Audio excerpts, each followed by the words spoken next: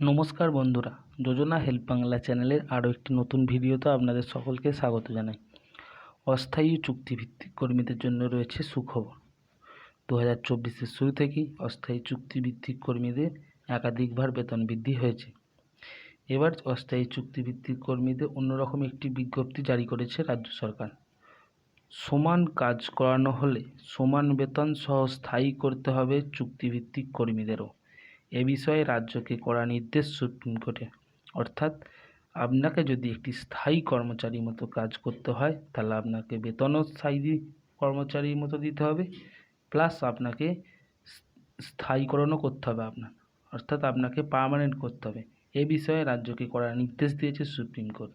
চলুন এ সংক্রান্ত বিস্তারিত জেনে নিই আজকের এই ভিডিও থেকে। ভিডিওটি স্কিপ না করে প্রথম থেকে শেষ পর্যন্ত দেখুন, আর চ্যানেলে নতুন হলে অবশ্যই চ্যানেলটি সাবস্ক্রাইব করে নেবেন।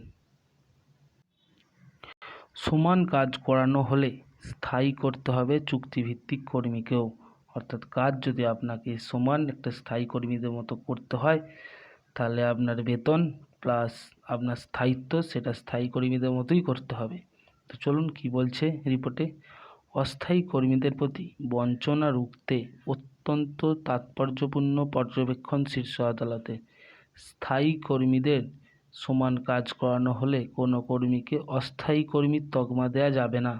অর্থাৎ যদি সে স্থায়ী কর্মীর মতো কাজ করে তাহলে তাকে অস্থায়ী কর্মী আর বলা যাবে না, চুক্তিভিত্তিক কর্মীও করে রাখা যাবে না। যেটা হচ্ছে বড় আপডেট, চুক্তিভিত্তিক কর্মীও করে রাখা যাবে না, করা যাবে না। বঞ্চিত স্থায়ী কর্মী হিসেবেই স্বীকৃতি দিতে হবে, স্পষ্ট জানিয়ে দিল সুপ্রিম কোর্ট।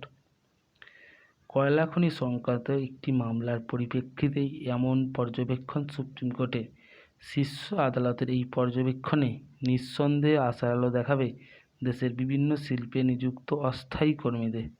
স্থায়ী কর্মীদের মতো কাজ করিয়েও তাদের স্থায়ী কর্মীর স্বীকৃতি দেওয়া হচ্ছে না, এই অভিযোগ নিয়ে একদল চুক্তিভিত্তিক কর্মী দ্বারস্থ হয়েছিলেন আদালতে।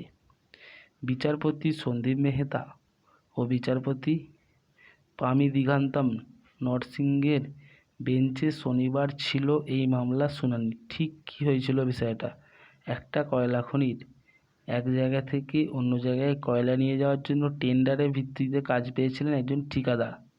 এই কাজে তিনি চুক্তির ভিত্তিতে বেশ কিছু কর্মী নিয়োগ করেছিলেন। সেই কর্মীরা দাবি করেন যেহেতু তাদের স্থায়ী কর্মীদের মতোই কাজ করানো হয়েছে তাহলে তাদের স্থায়ী কর্মীদের স্বীকৃতি দিতে হবে।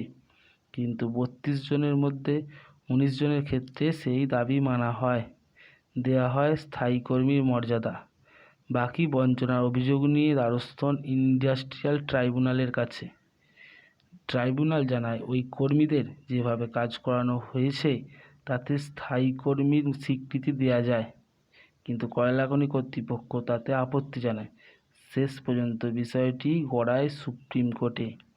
শীর্ষ আদালতের বেঞ্চ শনিবার স্পষ্ট জানিয়ে দিয়েছে এভাবে কর্মীদের বঞ্চিত করা যায় না, স্থায়ী কর্মীদের মর্যাদা দিতেই হবে কর্মীদের।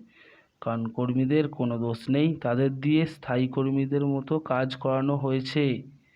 তাহলে যদি তাদেরকে দিয়ে স্থায়ী কর্মীদের মতো কাজ করিয়ে নেওয়া হয় তাহলে কেন তাদেরকে মান্যতা দেওয়া হবে না স্থায়ী কর্মীদের মতো? এটাই হচ্ছে সবথেকে বড় প্রশ্ন। কয়লা খনি কর্তৃপক্ষের আবেদন খারিজ করে দেয় সুপ্রিম কোর্ট।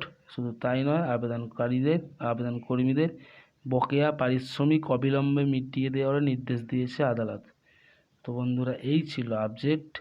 যদি আপনাকে স্থায়ী কর্মীর মতো কাজ করায় তাহলে অবশ্যই আপনি দাবি করতে পারেন স্থায়ীকরণ হওয়ার, প্লাস স্থায়ী কর্মীদের মতো বেতন ও তাদের মতো সুবিধা পাওয়ার। ভিডিওটা যদি ভালো লাগে অবশ্যই চ্যানেলটি সাবস্ক্রাইব করবেন এবং পাশে থাকবেন। ধন্যবাদ।